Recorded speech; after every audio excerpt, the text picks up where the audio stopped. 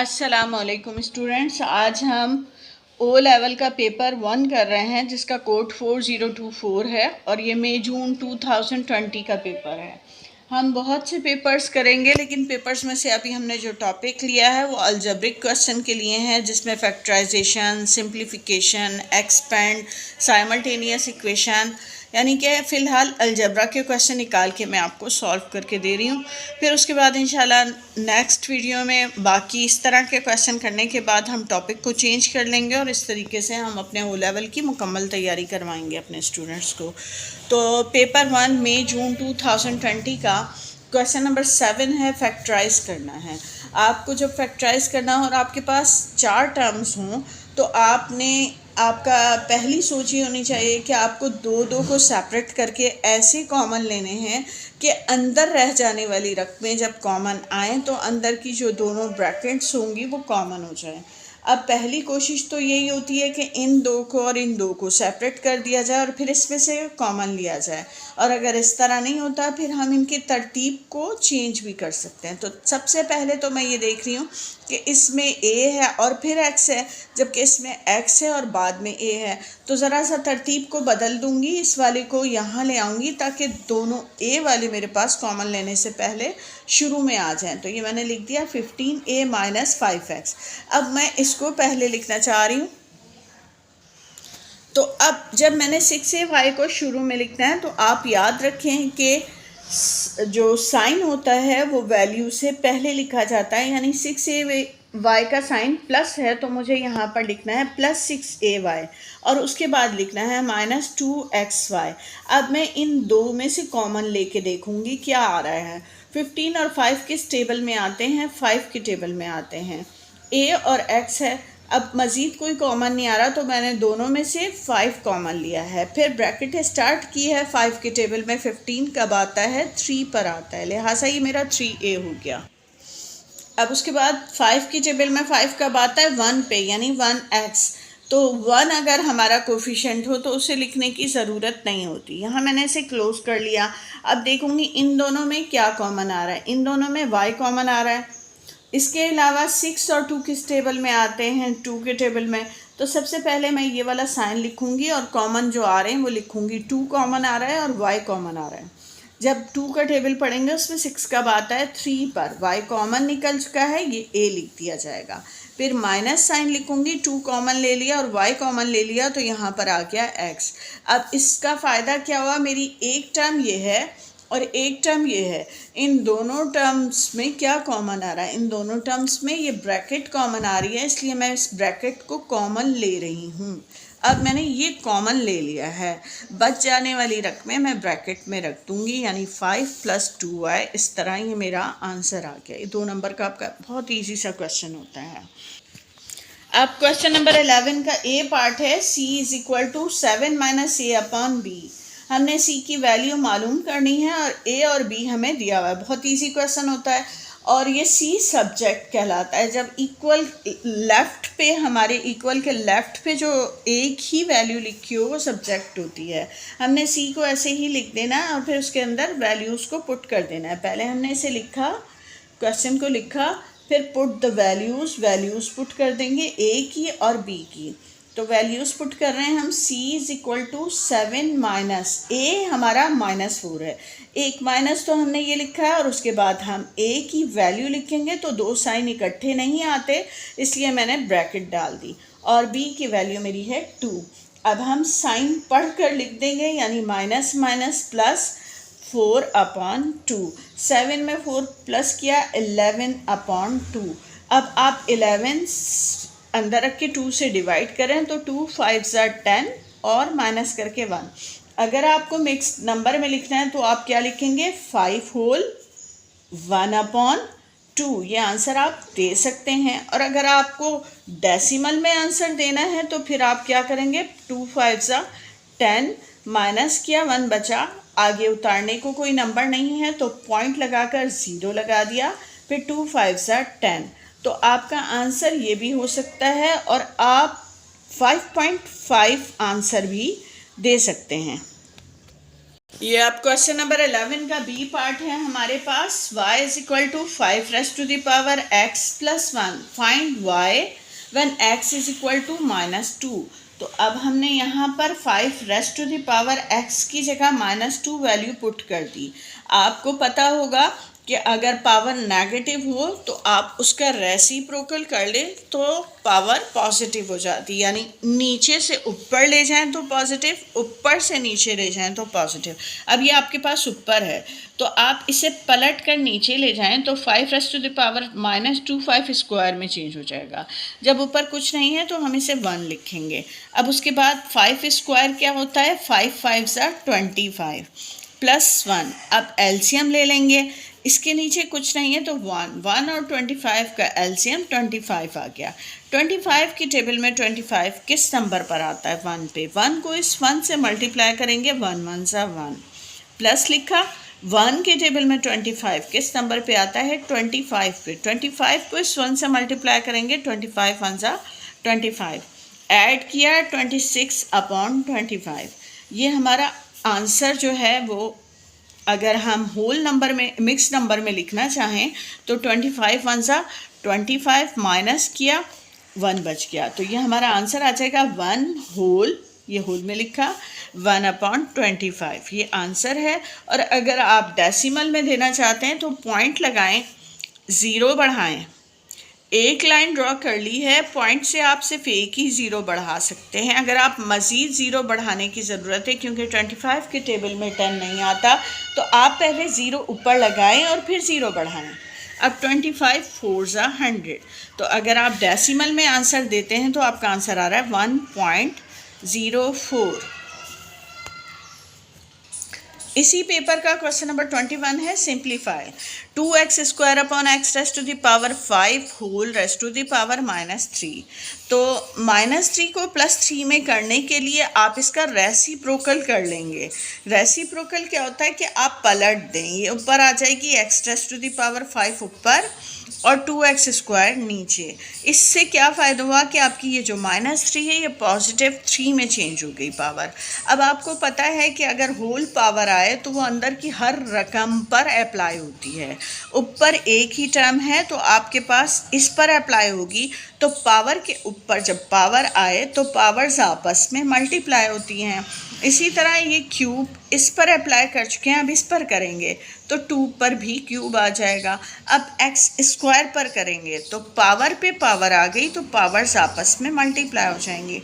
इस तरह x raise to the power 5 3 ज़ा 15 अपॉन 2 क्यूब का मतलब है 8 और x raise to the power 2 3 ज़ा 6। अगर बेस सेम हो और वो डिवाइड हो रही हैं तो हमने क्या करना होता है, इसको भी ऊपर ले जाएंगे।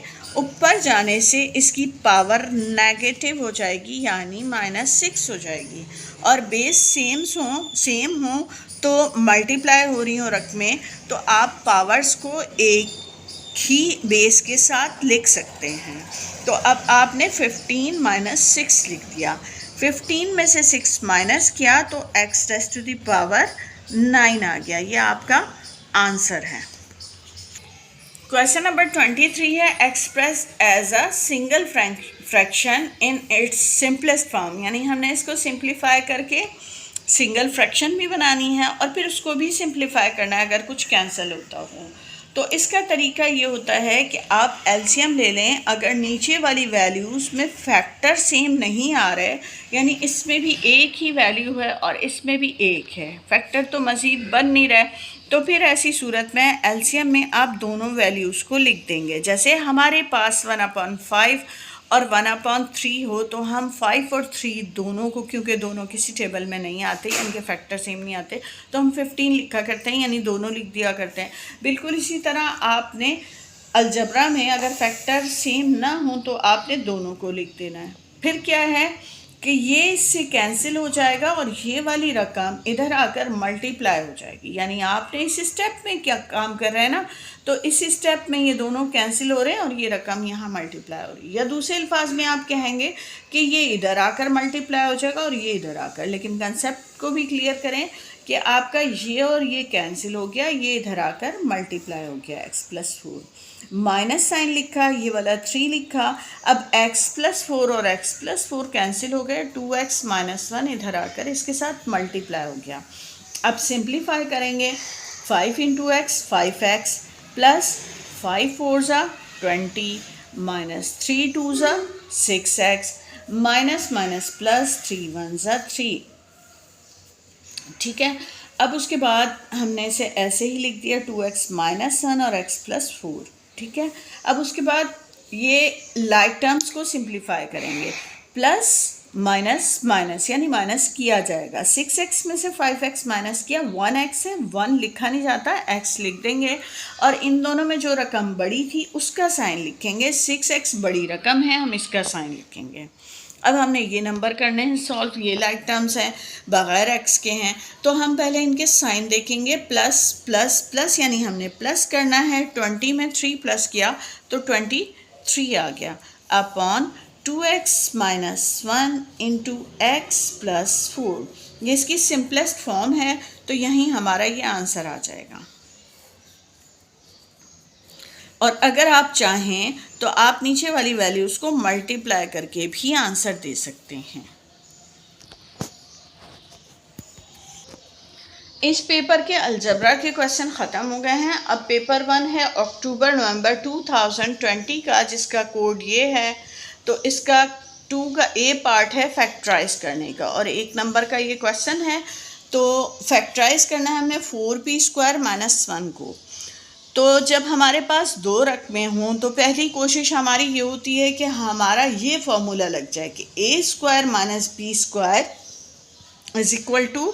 a - b × a + b। यानी हमारे पास अगर 2 परफेक्ट स्क्वायर हैं और वो माइनस साइन से मौजूद हैं, तो हमने एक दफ़ा उन दोनों वैल्यूज़ को माइनस से और एक दफ़ा प्लस से लिखकर उनका प्रोडक्ट लिख देना होता है। यहाँ अब हम गौर करते हैं, क्या 4p² किसी का परफेक्ट स्क्वायर है? हाँ, 2 2 4 होता है और p जो है p से मल्टीप्लाई होकर स्क्वायर हो जाता है, तो इसलिए हमने इसकी जगह 2p² लिखना है। और जब ये स्क्वायर दिख रहा है तो आपको पता है 1 को तो आप 1³ लिखें, 1⁴ लिखें, जो मर्ज़ी लिखें, 1 ही आंसर आता है। इस स्क्वायर को देखते हुए मैंने इसे स्क्वायर लिखा है ताकि मेरे पास 2 स्क्वायर आ जाएं, दरमियान में माइनस साइन आ जाए और एक मैं फार्मूले या रूल के तहत उसको लिख सकूं। ये अब मेरा 2p - 1 और 2p + 1 हो जाएगा इस फार्मूले के तहत, since a² - b² = a - b × a + b, therefore 2p² - 1 = 2p - 1 × 2p + 1। अब नेक्स्ट पार्ट है हमारा फैक्टराइज 10xy - 12 + 15x - 8y।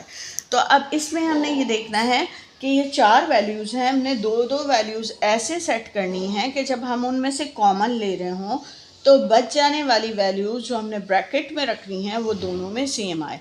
अब अगर मैं इसका और इसका कॉमन लेती हूँ तो आपको पता है 2 कॉमन आ रहा है, तो 2 5 = 10, 5xy और 2 6 = 12, यानी इसमें xy होगा और इसमें कोई भी वेरिएबल नहीं होगा, तो ये तरतीब दुरुस्त नहीं है। अब हमने अपनी सोच के मुताबिक तरतीब रखनी है, तो तरतीब मैं लिख सकती हूँ 10xy के साथ ये x वाली वैल्यू लिख दूँ, और जब मैं ऐसे लिखूँगी तो फिर मैं कोशिश करूँगी कि इसकी y की वैल्यू पहले आई है, तो इन दोनों बच जाने वाली वैल्यूज़ में भी मैं y की वैल्यू पहले रखूं। अब मैं आपको समझा दूं दोबारा कि 10xy मैंने लिखा, 12 इसके साथ इसलिए नहीं रहने दिया कि इन दोनों में से कोई वेरिएबल कॉमन नहीं आ रहा, तो कोई वेरिएबल वाला लिख लूँ। तो मैं -8y भी लिख सकती थी, वो भी दुरुस्त होता। मैंने 15x लिख दिया। जब मैंने इसे लिखा तो सबसे पहले साइन होती है, फिर ये नहीं कि आप माइनस के साथ लिख दें, वैल्यू से पहले उसका साइन होता है। इसलिए जब मैं इस वैल्यू को लिखना चाह रही थी तो उसका साइन पहले लेकर गई, फिर वैल्यू लिखी। उसके बाद चूंकि मैंने यहाँ y वाली वैल्यू पहले लिखी है, इसलिए बच जाने वाली दोनों वैल्यूज़ में से मैंने y वाली पहले लिखी है। इससे कॉमन निकालने में आसानी रहेगी। कॉमन निकालने के बाद जो ब्रैकेट में आएगा वो भी कॉमन रहेगा, ठीक है। एक ऑप्शन था, दूसरा ये था कि आप 10xy माइनस 8y लिख देते, फिर उसके बाद आप प्लस 15x माइनस 12 लिख देते। ऑप्शन एक से ज़्यादा होते हैं।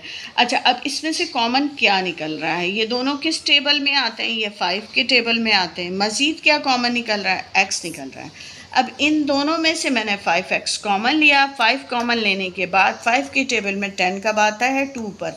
x कॉमन निकल गया तो ये y बच गया। प्लस साइन लिखा 5 के टेबल में। 15 कब आता है? 3 पे। x कॉमन निकल चुका है। अब मैं यहाँ क्लोज कर दूँगी। यहाँ से अब मैं कॉमन ले रही हूँ। सबसे पहले तो मैं माइनस साइन उतारूँगी, फिर मैं देखूँगी कि ये जो इसके कांस्टेंट वैल्यूज़ हैं ये किस टेबल में आती हैं। 8 और 12 4 के टेबल में आता है। फिर 4 कॉमन लेने पर 4 के टेबल में 8 कब आया? 2 पर, और ये y उतार दिया।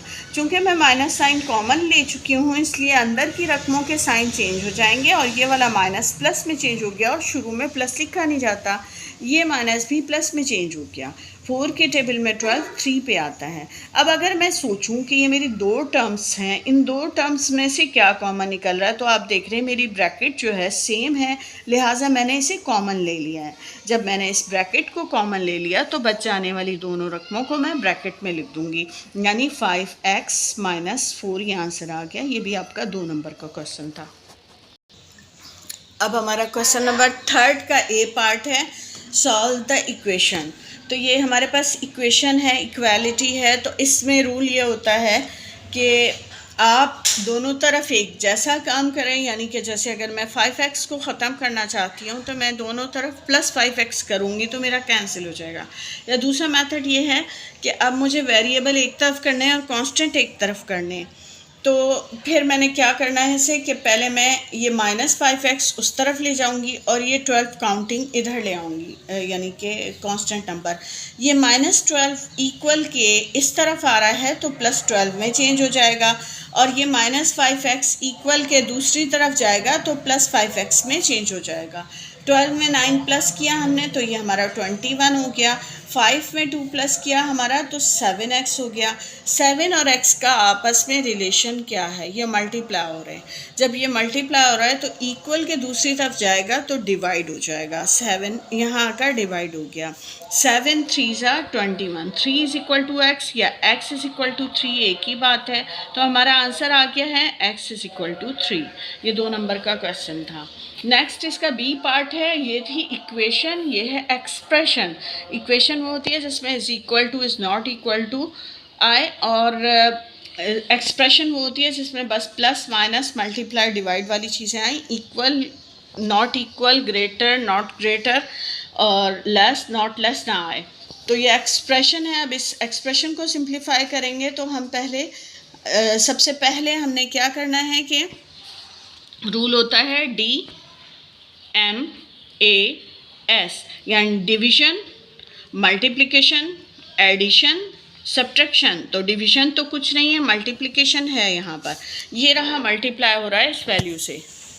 तो हमारे पास जो है डिवीज़न नहीं है, मल्टीप्लिकेशन है, और मल्टीप्लिकेशन से स्टार्ट लेंगे तो ये रहा मल्टीप्लाई हो रहा है। तो ये 3 अंदर की तमाम वैल्यूज से मल्टीप्लाई हो जाएगा। पहले ये मैं माइनस साइन लिखूँगी, उसके बाद 3 3 9, माइनस माइनस प्लस, यहाँ कुछ नहीं है तो 1 है, 3 1 3y। अब कांस्टेंट टर्म्स इकट्ठी लिख देंगे और वेरिएबल इकट्ठी लिख देंगे और फिर उसे सिंप्लीफाई कर लेंगे। यहाँ कहीं साइन चेंज नहीं करना। यहाँ वैल्यूज़ को जब लिखते हैं तो ये बात जहन में रखें कि वैल्यू बाद में आती है, उसका साइन पहले आता है। लिहाजा जब मैं 9 को शुरू में लाई हूँ तो माइनस साइन 9 का है, माइनस 9 लिखूँगी। इसी तरह प्लस 2y और फिर प्लस 3y। 16 में से 9 माइनस किया 7 आ गया, प्लस प्लस प्लस 2 में 3 प्लस किया 5 हो गया, 5 7 प्लस 5 आंसर आ गया। अब हमारे इस ईयर के जो अलजेब्रिक क्वेश्चन है वो ख़त्म हो गए। अब नेक्स्ट पेपर पे आते हैं। पेपर 1 है अक्टूबर नवंबर 2020 का वही आपके पास कोड है 4024। फैक्टराइज का क्वेश्चन आया है, 1 नंबर का क्वेश्चन है 12t² माइनस 4t। हमारे पास जब दो वैल्यूज़ होते हैं, पहले हम कोशिश करते हैं कि देखें कि वो किसी का परफेक्ट स्क्वायर हो, और दरमियान में अगर माइनस है तो दोनों किसी का परफेक्ट स्क्वायर हो, मगर ऐसा नहीं है। फिर हम देखेंगे कुछ कॉमन निकल रहा है, हाँ तो कॉमन निकल रहा है 12 और 4 के टेबल में आते हैं। इसके अलावा दोनों में t सेम है तो t की सबसे लेस पावर ले लेंगे, यानी t⁻1 कॉमन ले लेंगे। 4 के टेबल में 12 कब आता है, 3 पर आता है। t² में से एक t ले लिया गया, एक t यहाँ पर बच गया। फिर ये वाला माइनस साइन लिखेंगे और यहाँ से भी 4t को कॉमन लेंगे। कंप्लीटली 4t बाहर आ गया तो यहाँ पर जब कुछ नहीं है तो हम कहेंगे 1 है। 4 के टेबल में 4 1 पर आता है, t भी बाहर आ गया। ये हमारा आंसर है, एक ही लाइन में ये सॉल्व हो गया। अब इसी क्वेश्चन का बी पार्ट है, इसे अब आपने एक्सपेंड करना है या फिर आपने इसको जिस तरह भी सिंप्लीफाई करना है तो उसका तरीका आप देखेंगे। हम देख रहे हैं कि ये x माइनस वाई है, ये y माइनस एक्स है। अगर ये भी x माइनस वाई हो जाए तो फिर हमें कॉमन लेने में आसानी होगी। तो इसके लिए सबसे पहले तो हम ऐसे करेंगे कि हम प्लस b लिखेंगे और इसके बाद इसकी तरतीब को बदलेंगे। तरतीब बदलने में ऐसा होगा कि जब मैं x को शुरू में लिखूंगी तो x लिखने से पहले मुझे इसका साइन लिखना चाहिए, तो मेरे पास है -x। और जब मैंने y लिखना है तो y के शुरू में कोई साइन नहीं है तो ये प्लस साइन है, +y। अब मैं ये करूँगी कि मैं इसमें से इसको x बनाने के लिए मैं माइनस साइन बाहर ले लूँगी, यानी मैं इन दोनों का माइनस साइन कॉमन लेना चाह रही हूँ। जब मैं माइनस कॉमन लूँगी तो प्लस माइनस माइनस हो गया और b लिख दिया मैंने, और उसके बाद जब माइनस साइन यहाँ से कॉमन लिया गया तो यहाँ प्लस साइन हो गया। इसी तरह जब मैंने माइनस बाहर लिया तो मुझे अंदर के साइन चेंज करने, लिहाजा ये प्लस भी माइनस हो गया। तो ये एक तरीका है। अब मैं इसमें से कॉमन ले रही हूँ x माइनस वाई और फिर बच रहा है a माइनस बी। एक मेथड है, अगर आपको समझ नहीं आया तो मैं सेकंड मेथड भी कराऊंगी। अब मैं आपको इसका सेकंड मेथड बताती हूँ, क्योंकि अगर आपके समझ में ये वाली चीज़ नहीं आई है तो फिर इसका दूसरा तरीका ये है कि जब मेरे पास क्वेश्चन है a into x minus y plus b into y minus x, तो मैं पहले a से इसको मल्टीप्लाई कर दूँगी ax माइनस a वाई, फिर b से कर दूँगी plus b y minus b x. उसके बाद जब मैं ये देखती हूँ कि इसमें x वाली वैल्यू पहले है तो मैं इधर से भी ये x वाली वैल्यू पहले लिख देती हूँ। जब मैं इसे पहले लिखूँगी तो इसका साइन लिख कर लिखूँगी, फिर उसके बाद प्लस बी वाई। अब मैं दोबारा से कॉमन लूँगी, इन दोनों में a कॉमन आ रहा है तो क्या बच गया x माइनस वाई, और इधर से ये माइनस साइन लिख के b कॉमन ले लूँगी तो b कॉमन आया, जिसकी वजह से यहाँ क्या बचा x। और जब हम माइनस साइन कॉमन लेते हैं तो अंदर के साइन चेंज करते हैं, इसका प्लस हो गया ना, इसका प्लस जो है ये माइनस हो जाएगा। b कॉमन निकल आया है, ये y हो गया। अब इन दोनों में कॉमन क्या निकल रहा है, x माइनस वाई। जब मैंने ये x माइनस वाई कॉमन ले लिया तो फिर मेरे पास आ रहा है a माइनस बी, ये मेरा आंसर है। तो आपको जो भी मेथड इजी लगे आप उससे करेंगे। अब इसी का सी पार्ट है, अगर हमारे पास 3 वैल्यूज़ आ जाएं तो हम कोफिशिएंट, अब हमारे पास सी पार्ट है और अगर हमने ये 3 वैल्यूज़ हैं तो हम कोफिशिएंट मेथड से इसको सिंप्लीफाई करने की कोशिश करेंगे। वो क्या है कि आप लास्ट और फर्स्ट, पहले तो आप इसे डिसेंडिंग ऑर्डर में लिखें, यानी सबसे हाईएस्ट पावर, उससे लोएस्ट, फिर सबसे लोएस्ट पावर। तो x² फिर 2x फिर 3, ये तो है ही पहले ही तरतीब से। उसके बाद आपने ये करना है, फर्स्ट और लास्ट के कोफिशिएंट को अपने जहन में मल्टीप्लाई करना है। यहाँ पर 1 है और यहाँ 3 है, 1 3 ज़ा 3। आपका 3 ऐसा नंबर है जिसके बारे में आपको ऐसे सोचना है कि आप जब मल्टीप्लाई करें दो नंबरों को तो आपका यही 3 पलट कर आए, ठीक है। और आप उनको किसी और तरीके से सॉल्व करें तो सेंटर की वैल्यू है, सेंटर की क्या वैल्यू है, -2 आए। और क्या करें, ये आखिरी साइन आपको बताता है कि आप अपने फैक्टर सब्ट्रैक्ट करें। हमने 3 के ऐसे नंबर सोचने हैं कि हम जब उन्हें मल्टीप्लाई करें तो 3 आए, ठीक है। और हम ये साइन बताता है कि हम अपने उन्हीं फैक्टर को माइनस करें, यानी सब्ट्रैक्ट करें तो सेंटर वाली वैल्यू आए, और सेंटर वाली वैल्यू है -2। हमने यहाँ सब्ट्रैक्ट करने होंगे वही नंबर, तो वो नंबर मेरे पास है 3 1 ज़ा 3। 3 में से 1 सब्ट्रैक्ट करती हूँ तो 2 आ जाता है। तो 3 और 1 मेरे फैक्टर हैं जो मैंने -2 की जगह यूज़ करने हैं। सबसे पहली बात ये कि मुझे -2 चाहिए, तो मैं माइनस वाली वैल्यू अपनी बड़ी रकम के साथ लाजमी लिखूँगी। और सब्ट्रैक्ट कब होता है? जब दोनों के साइन डिफरेंट हों। तो ये साइन जब माइनस हो गया, इसकी वजह से कि बड़ी रकम के साथ ये साइन लिखना था, तो ख़ुद ब खुद दूसरा साइन प्लस हो जाएगा। यानी अब मैंने -2x की जगह -3x + 1x लिखना है, यानी +1x तो नहीं, फिर ये +x लिखा जाएगा। तो अब यहाँ पर हम ये फर्स्ट और लास्ट तो ऐसे ही उतार देंगे, इसको तो सिर्फ यूज़ किया था हमने फैक्टर बनाने में। और सेंटर में अब हम लिख देंगे -3x + x और इसको गायब कर देंगे। इस तरह ये हमारी रकमें 4 रकमों में बदल गई। अब उसी तरह हम शुरू की 2 का कॉमन ले लेंगे और लास्ट की 2 का। इन दोनों में से कॉमन आ रहा है x और फिर बच जाने वाली रकम यहाँ पर है x - 3, ठीक है।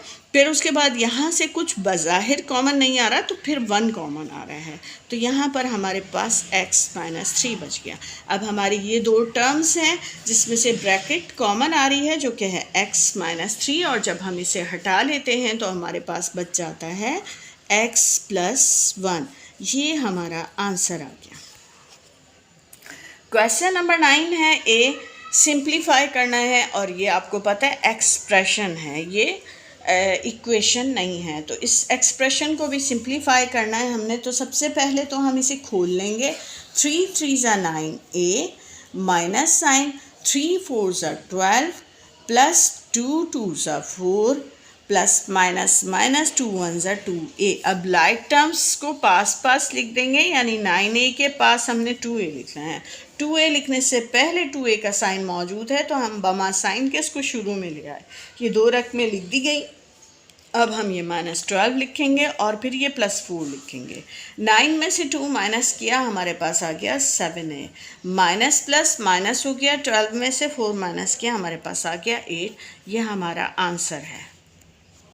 अब बी पार्ट हमारे पास है, given that 4x = 3y, find the numerical value of 8x + y/y। आप इसमें से किसी को भी सब्जेक्ट बना लें। आपको दिया गया है 4x = 3y। मैं x को सब्जेक्ट बना रही हूँ, तो x को मैं अकेला रखूँगी, 4 इधर आकर डिवाइड हो जाएगा, तो x = 3/4y। Put in above expression, ये वाले एक्सप्रेशन में हम डाल देंगे। एक में से तो हमने निकाला, इक्वेशन में से निकाला है, एक्सप्रेशन में डालेंगे, यानी हमारे पास है 8x + y/y, ठीक है। तो हम x की जगह वैल्यू पुट कर देंगे 3/4y। हमने x को गायब कर दिया और उसकी जगह कर दिया 3/4y। ये 8 लिखा, x की वैल्यू पुट की, ये प्लस साइन डाला, ये y लिखा, होल अपॉन y लिखा, ठीक है। अब DMAS के तहत हमने डिवीज़न फिर मल्टीप्लिकेशन, तो ये डिवीज़न वाला काम हो रहा है। तो यहाँ पर ये 4 × 1 = 4, 4 × 2 = 8, 2 × 3 = 6y हो गया, 6y + y/y। अब ये जो y है ये दर हकीकत 1y है, 6y + 1y क्या हो जाएगा, 7y। ये नीचे आ गया y, ये y और y कैंसिल हो गया, हमारा आंसर आ गया 7। अब हमारा क्वेश्चन नंबर 10 है, उसमें है सॉल्व द साइमल्टेनियस इक्वेशंस। हमें 2 इक्वेशन दी हुई हैं, हमने इनको हल करके x और y की वैल्यू निकालनी है। तो मेथड ये है कि पहले हम इसे क्वेश्चन 1 का नाम दे दें और इसे इक्वेशन 1 का नाम दे दें और इसे इक्वेशन 2 का। उसके बाद हम देखेंगे, हमारी कोशिश ये होगी कि इनके जो 2 वेरिएबल आपको दिख रहे हैं, इन वेरिएबल के कोफिशिएंट, किसी भी एक वेरिएबल के कोफिशिएंट आपस में बराबर हो जाएं। यानी या तो ये 3 है तो ये भी 3 हो जाए, या फिर ये 4 है तो ये भी 4 हो जाए, जबकि ये ज़रा मुश्किल है। फिर इस पे आ जाते हैं, ये 2 है तो ये भी 2 हो जाए किसी तरह। ये 2 कैसे हो सकता है? ये आसानी से हो सकता है। यहाँ पर 1 है, अगर मैं इसको 2 से मल्टीप्लाई करूँ तो ये 2 हो जाएगा और मेरे लिए क्वेश्चन ईजी हो जाएगा। लेकिन हमारा इक्वालिटी में ये होता है कि हमने बराबरी करनी होती है। तो बराबरी ये है कि आप अपनी पूरी इक्वेशन को 2 से मल्टीप्लाई कर दें। तो हम पहले इस पूरी इक्वेशन को 2 से मल्टीप्लाई करके फिर उसको ऐड कर देंगे इक्वेशन 1 में। यानी रूल के मुताबिक मुझे पूरा काम करना है, इस पर सिर्फ इधर 2 नहीं ला सकती, मुझे पूरी इक्वेशन को मल्टीप्लाई करना होगा। Multiply by equation 1 multiply by 2 on both sides and then add in equation 1। Equation 1 में क्यों ऐड कर रही हूँ? इक्वेशन 2 को मल्टीप्लाई करना है और इक्वेशन 1 में ऐड करना। तो क्यों कर रही हूँ ऐड? इसलिए कर रही हूँ कि जब ये दोनों सेम हो जाएंगे और इनके डिफरेंट साइन होंगे तो ये आसानी से कैंसिल हो जाएंगे, इसलिए मैंने इसे ऐड किया। अगर पहले ही सेम साइन होते तो मैं सब्ट्रैक्ट करती। बहरहाल अभी आपको समझ नहीं आएगा, पहले हम इसको मल्टीप्लाई करते हैं। इस पूरी लाइन को 2 से मल्टीप्लाई करना है। 2 4 ज़ा 8x प्लस 2 1 ज़ा 2y प्लस 2 5 ज़ा 10। आपकी इक्वेशन 2 इसमें चेंज होकर आ गई। अब आप इक्वेशन 1 लिखें और उसे ऐड कर दें। ये रही हमारी इक्वेशन 1। इसके नीचे मैंने इक्वेशन 1 लिख दी। अब मैं इन्हें ऐड कर लूँगी। ऐड करने के लिए मैं लाइन ड्रॉ करूँगी और फिर लाइक टर्म्स को सिंप्लीफाई करूँगी। 8 में 3 प्लस किया तो मेरा क्या आ गया 11x, प्लस 2y और माइनस 2y किया तो 2y में से 2y माइनस किया 0 आ गया, जिसको आप अलजबरा में ऐसे कैंसिल करके दिखा देते हैं। ये वाला इक्वल लिखा। 10 में 12 प्लस किया 22 आ गया। 11 और x का रिलेशन है मल्टीप्लाई का। ये 11 जो यहाँ मल्टीप्लाई हो रहा है ये इधर आकर डिवाइड हो जाएगा। इस तरह ये मेरा आंसर 2 आ गया। x इज़ इक्वल टू 2 मेरा एक आंसर आया है। अभी मुझे y भी मालूम करना है। तो y मालूम करने के लिए आप x की ये वैल्यू किसी भी इक्वेशन में पुट कर सकती हैं। तो मैं इक्वेशन 2 में पुट कर रही हूँ। Put the value of x in equation 2। Equation 2 becomes क्या हो जाएगी 4x plus y is equal to 5। x की जगह मैंने यहाँ पर ये वाला 2 लिख देना है। फिर उसके बाद 4 2 ज़ा क्या हो जाएगा 8। 8 इक्वल के दूसरी तरफ जाकर सब्ट्रैक्ट हो जाएगा। 5 माइनस 8, मैंने अपने सब्जेक्ट को लेफ़्ट पे रखना है ना। तो प्लस माइनस माइनस 8 में से 5 माइनस किया 3 और बड़ी वैल्यू का साइन y की वैल्यू मेरे पास -3 आ गई। और ये 3 नंबर का क्वेश्चन था। अब ये हमारे पास 11 का सी पार्ट है। इसमें हमने k मालूम करना है और एक इक्वेशन हमें दी गई है। आप ज़रा इसे गौर से देखें तो इसमें से कॉमन निकल रहा है 10 raise to the power a। जब मैंने यहाँ से 10 raise to the power a निकाला, यहाँ मेरे पास सिर्फ 7 बच गया। ये माइनस लिखा, ये 3 लिखा, यहाँ पर 10 raise to the power a बच गया, निकल गया कॉमन, तो मेरे पास क्या बच गया 10 रेज़ टू द पावर -1 बच गया। ये कैसे हुआ? आपको पता है कि जब हमारे पास 10 raise to the power a -1 लिखा है तो हम क्या करते हैं कि इनको पावर्स को पार्ट्स में लिखें तो हर एक के साथ बेस लिखनी पड़ती, यानी 10 raise to the power a into 10 raise to the power -1 इस तरह लिख दिया जाता है। तो इस तरह मेरा ये जब कॉमन निकला तो ये बच गया। क्योंकि हमारे पास जब वैल्यू बेस सेम हो और वो मल्टीप्लाई हो रही हो तो पावर्स इकट्ठी लिखी जा सकती हैं ना। तो इसलिए पावर्स अगर इकट्ठी लिखी गई हैं तो सेपरेट बेस के साथ उनको लिख सकते हैं। इस तरह ये कॉमन निकल जाता है तो मेरे पास ये बाकी बच गया। अब k into 10 raise to the power a, फिर उसके बाद ये हमने ऐसे ही रहने दिया और 7 माइनस 3, ये 10 रेज़ टू द पावर -1 नीचे जाके प्लस हो जाएगा 10 रेज़ टू द पावर +1 हो जाएगा, is equal to k multiply by 10 raise to the power a। अब ये 10 raise to the power a में इधर ले जाऊंगी और इसको सिंप्लीफाई कर लूँगी तो 10 LCM आ गया। 1 के टेबल में 10 10 पे आता है, 10 7 ज़ा 70। 10 के टेबल में 10 1 पे आता है, 3 1 ज़ा 3। और ये देखें अब ये इधर आया तो ये मल्टीप्लाई हो रहा था, इक्वल के दूसरी तरफ जाकर डिवाइड हो गया, जिससे ये दोनों कैंसिल हो गए। अब 70 में से 3 माइनस किया, हमारा आ गया 67/10। 10 से इसको डिवाइड किया तो 6.7 हमारा आंसर आ गया। 12 का ए पार्ट है, सिंप्लीफाई करना है। 2x² होल क्यूब, हर एक पर पावर अप्लाई कर देंगे, 2 पर भी क्यूब आ गया और पावर पर पावर आए तो पावर्स मल्टीप्लाई हो जाती।